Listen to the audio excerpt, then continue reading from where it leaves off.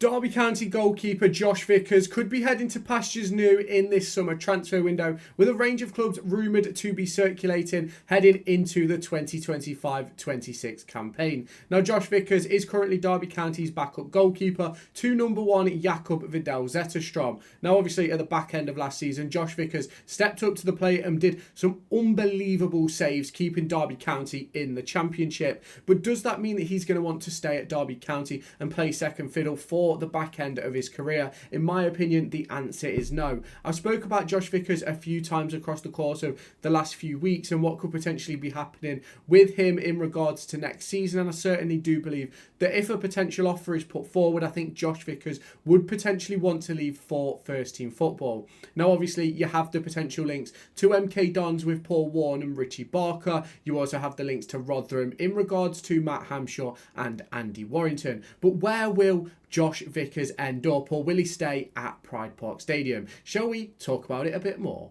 Do you want to win yourself the brand new Derby County 2025-26 home shirt? Well, I'm here to give you an opportunity to do that. There will be a link down in the description where you can head on over to raffle.com to join a raffle where you can win the Derby County home shirt. Ticket prices start at just £1 with a range of different discounts available. You can buy 2 tickets, get 2 free, 5 tickets, get 5 free, 10 tickets, get 10 free, and 15 tickets to get 15 free. The intention with this is to give you guys the opportunity to win a Derby County shirt for less than the valued cost in the shop. So if you haven't done so already, head on down to the description, click on the link in the description, which will take you over to raffle.com, create yourself an account, answer the question, and join this raffle. The winner will be announced on August 1st at 6 p.m. as the transfer window begins to draw to a close. So if you haven't done so already, head on over there and get your tickets. Josh Vickers was brought into Derby by Paul Warne, in my opinion, with the intention of taking over from Joe Wildsmith as Derby County's number one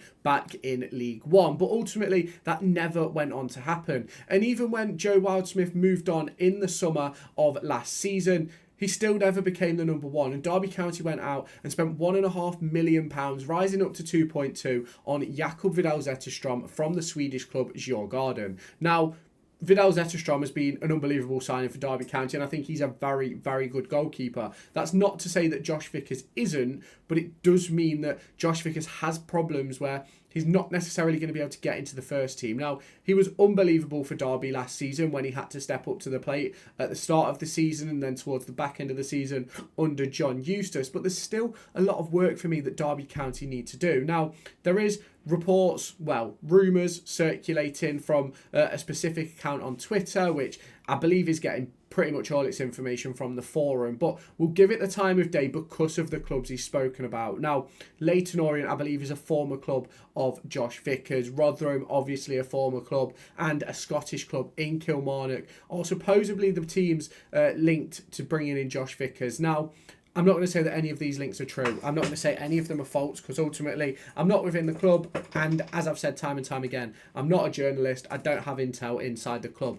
I just speak about what I find. And for me, Josh Vickers moving isn't necessarily surprising. Now, you've got the links when it comes to Rotherham in regards to Matt Hamshaw and Andy Warrington. Andy Warrington, a goalkeeper coach you've worked with for a long time at Rotherham and then again at Derby County. You've obviously got the links at MK Dons to Paul Warne and Richie Barker. Ultimately, I don't believe he'd go down to League Two, though. Kilmarnock, it's something a bit different for him, a completely different league, completely different challenge.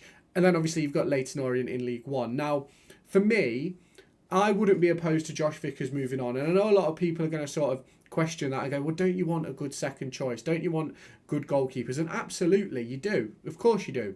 But Derby County this summer have been linked with Angus Gunn of Norwich City. Now, I'm not saying Angus Gunn is better or worse than Josh Vickers, but I do believe, personally, Angus Gunn is a better goalkeeper than Josh Vickers. And if you're going to have Angus Gunn and Jacob Widel Zetterstrom, or Angus Gunn and Josh Vickers, or Vickers and Zetterstrom, in my opinion, you go with Gunn and Zetterstrom for me. Gunn, obviously a well-experienced championship goalkeeper. Zetterstrom, up-and-coming talent. I think he's only 26 years old. Like, there's still a lot to go with both of those goalkeepers. Angus Gunn is only 29. Josh Vickers, I think, is 29 as well. But it's one of those for me where if I'm Josh Vickers, I don't want to end my career sitting on the bench. And I'm not saying that the rest of his career is going to be sat on Derby County's bench at all. But I do think that it's one of those sort of moves where if he can get an opportunity to go and play first team football, can someone please tell me why he'd turn that down? Because in my opinion, it just doesn't make sense to turn down a move where he could play first team football. I know a lot of people in sort of the football stratosphere when it comes to players and stuff like that, some will be happy to sit on the bench earning 25 grand a week. I'm not saying Vickers is earning 25 grand a week, by the way. Some will be happy to sit on the bench and earn their wage. Some won't be, and some will go and play for less elsewhere, and with the hope of going and playing will then earn them a bigger payday a year or two down the line. And that's what I think the conversation sort of has to be with Josh Vickers. In my opinion, I don't think he's going to be a first choice goalkeeper at Derby County. I don't think there's many clubs in the Championship that would maybe pick him up if he was available. But I do believe that he'd go and be first choice at Rotherham. He'd probably be first choice at Leyton Orient. Kilmarnock, I'm not entirely sure their goalkeeper situation, but I think Vickers is a very, very good goalkeeper, and I think he could be first choice there as well. And I think the issue that we have at Derby County is, in a sense of where people may believe that Vickers is better than Zetterstrom, when you've spent essentially £2 million on a goalkeeper in what we have with Zetterstrom, you're never going to put a free transfer in goal. That's my personal opinion, unless there's an injury, unless there's a long-term sort of problem going on there or making consistent mistakes, you're never going to swap it over. And in my opinion, Zetterstrom doesn't make a lot of mistakes. Yes, some people are sort of querying about his kicking ability and things like that, but ultimately, in my opinion, I think Zetterstrom 9 times out of 10 has good games. And obviously, yes, you've got situations which he could handle better and things like that, but ultimately, in my opinion, that's just football. And I think that in regards to Josh Vickers, I can't personally see him being a first choice goalkeeper at Derby. I've said it a few times in this video, and I feel like I just keep repeating myself because I'm not saying that he's not good enough. I do think he's good enough to be a Championship goalkeeper. I just don't think he's good enough to be the Championship goalkeeper in the direction that we're trying to go. Now, who knows where we end up this season with obviously the ongoing situation in regards to investment and those sort of discussions that are going on behind the scenes and obviously things like that. We don't know where we're going to be in a month's time, let alone in 12 months' time. And Derby County could be pushing for playoffs at the end of this season. Derby County could also still be battling up against relegation, and that's sort of the battle that Derby County have to face across the course of this summer transfer window. It's making sure that we have the right tools in place in regards to all areas of the pitch. And now, keeping Josh Vickers isn't a disappointment for me, but if someone offers a fee to bring in Vickers to their club, I can't see why Derby County would reject it. But obviously, that's a conversation that would go on with the likes of John Eustace, the likes of Paul Clements, the new goalkeeper coach and head of goalkeeping at Derby County. And those are the discussions that we really need to be having sort of behind the scenes right now. It's sort of, is Vickers good enough to be number 2? I think everybody would turn around and go, yes. Can he really push Zetterstrom into being number 1? I don't think he can push Zetterstrom enough. I think Zetterstrom is way above. And that's where you have to then have that discussion of having him as second choice goalkeeper is good. But if Zetterstrom is done and out, is Vickers good enough long term to cover for maybe a 6-month injury? And I think the answer to that question is no.